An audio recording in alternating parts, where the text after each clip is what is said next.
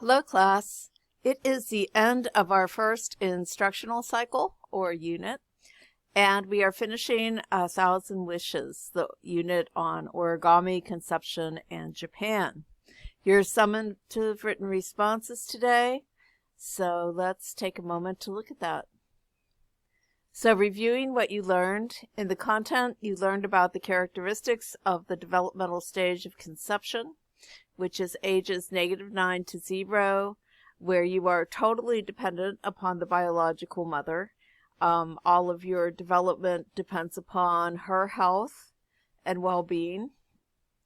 And we also talked about the issues with world population and gender preference in Asia, especially in China, where they had the one-child rule until recently, and now it's a two-child rule. And the gender preference there is very strongly for having male children, and that is also a traditional preference. We talked about how 1,000 cranes are folded as offerings by samurai in order to have that male child, so that dates back to a long time ago.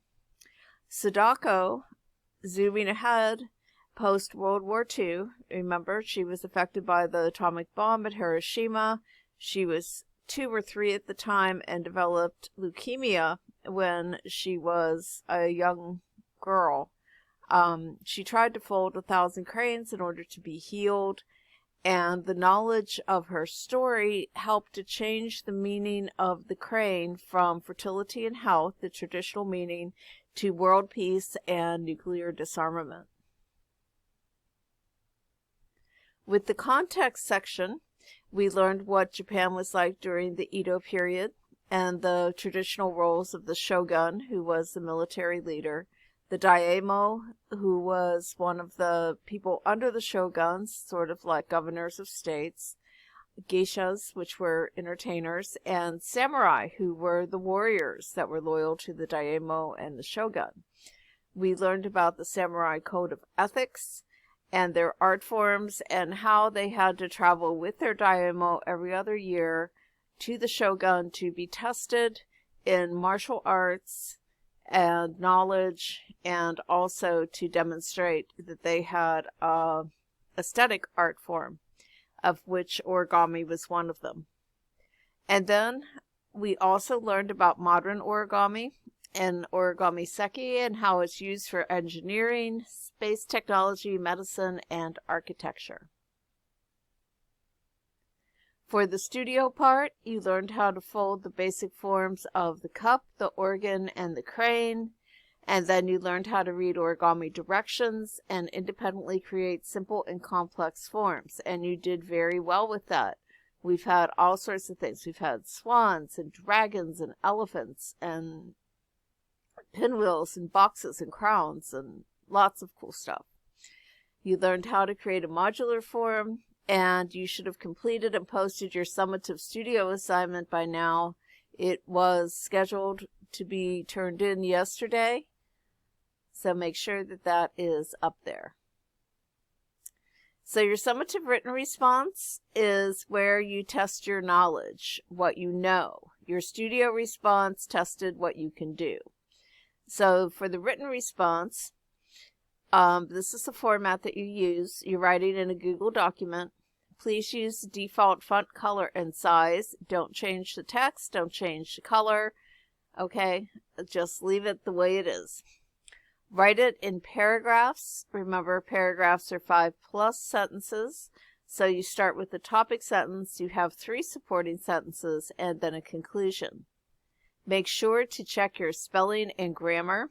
Use the auto checks in Google. If it has an underline, that means you need to fix it. Please fix your mistakes. Think about what you're writing.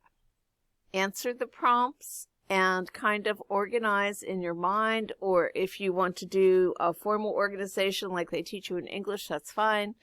But answer thoughtfully. Use your knowledge. And finally, original work only. Do not copy and paste from the internet. There is a plagiarism checker on Google Classroom that will take me directly to the page that you have copied from. So just don't do that. Plagiarism equals a permanent 0 that can't be fixed. You may write in either English or Spanish, your language of choice. So these are your prompts. Answer them in a paragraph format, please. 1 paragraph per prompt. So you're writing 4 paragraphs. Your first paragraph is content, and I'm asking you to explain the connection between the stage of conception, gender preference, which remember is if they want a male or female baby in Japan, and the samurai. How does that all go together? I just talked about it a little bit in the review, and you can always go back and look over previous lessons. Number 2 is context. I want to know what samurais were like. What did they do? What did they believe? Belief being the code of Bushido, and why they had to practice an art form. So we talked about that just a few minutes ago in the review. So go back and look at the context lessons on the samurais and Edo. Your third paragraph, excuse me, the speaker came on. Relevance is your third paragraph, and this is asking you what are some ways that origami is being used today for things other than art. So for this, you have a choice. You can talk about science and technology, or you can talk about how the meaning of the crane changed. Science and technology would be the last 2 lessons on the context slides, where we talked about origami seki and space and houses and things. Or on the content slides, we talked about Sadako and the crane and atomic bombs. And then the final paragraph is on your studio work. Tell me what the traditional shape and materials were for origami. Think about your studio work. What was easy? What was challenging? What was your best work? And why? Okay, so really, really think about these things. So for just a minute, I'm going to skip over here to class. And remember, because you're in cohorts, things have a little bit different weeks.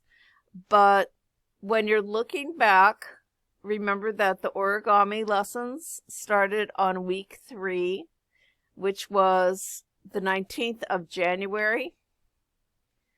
And everything is listed by a date and what it is, like Origami Studio, Context 1, Context 2, Content 1, Content 2, Context 3 and 4, etc. All right. This week, remember your studio summative was due yesterday.